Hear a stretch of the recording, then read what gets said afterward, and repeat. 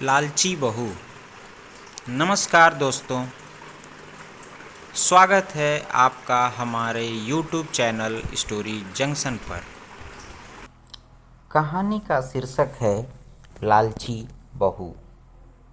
एक समय की बात है। एक छोटे से गांव में राधे श्याम और कलावती नाम के कपल रहते थे। उनका एक अभय नाम का बेटा था, जिसकी शादी रिया नाम की लड़की से हुई थी।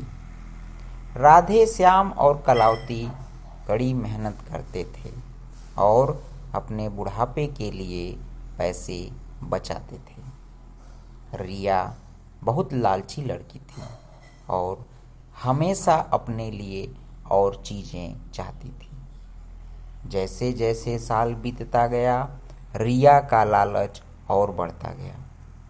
वह अपने पास रखे चीज़ों से कभी संतुष्ट नहीं रहती थी।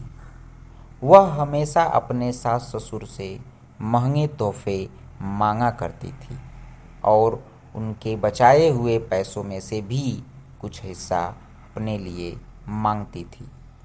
राधे श्याम और कलावती बहुत ही अच्छे पेरेंट्स थे, इसलिए उसकी सारी ज़रूरतों को पूरा करते थे ताकि परिवार में शांति बनी रहे।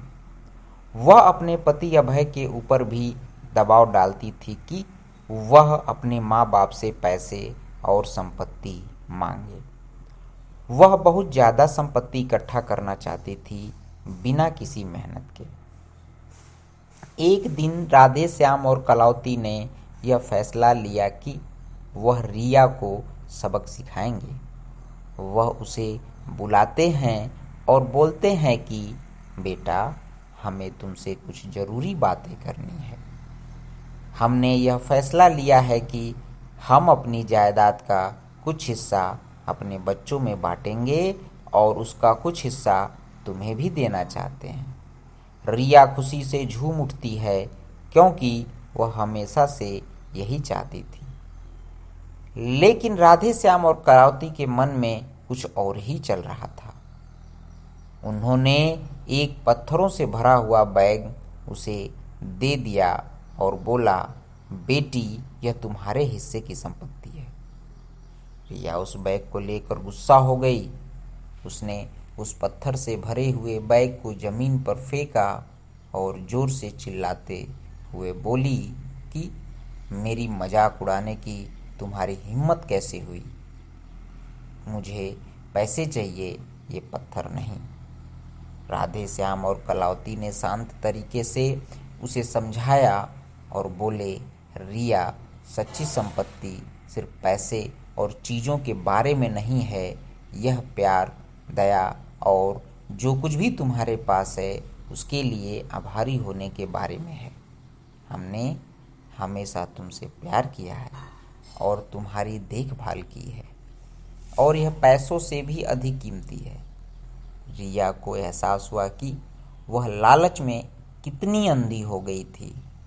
उसको अपने किए गए बर्ताव के लिए पछतावा होने लगा है। उसने अपने सास और ससुर से माफ़ी मांगी और अपने तरीके बदलने का वादा किया। उस दिन के बाद से उसमें बदलाव आया और वह एक अच्छी बहू बन गई। रिया के बदलाव की बात पूरे गांव में फैल गई और सभी ने एक बेहतर इंसान बनने के लिए उसकी प्रशंसा की। रिया अपने परिवार का ख्याल रखते हुए और उनके बीच मिले प्यार के लिए आभारी होकर हमेशा खुश रहने लगी। इस कहानी से दोस्तों यह शिक्षा मिलती है कि सच्चा धन, प्यार, दया और जो हमारे पास है उसके लिए आभारी होने से आता है, न कि हमेशा और अधिक चीज़ों की चाह रखने से। अगर यह कहानी आपको अच्छी लगी तो आप लाइक, शेयर और सब्सक्राइब ज़रूर करें। धन्यवाद दोस्तों।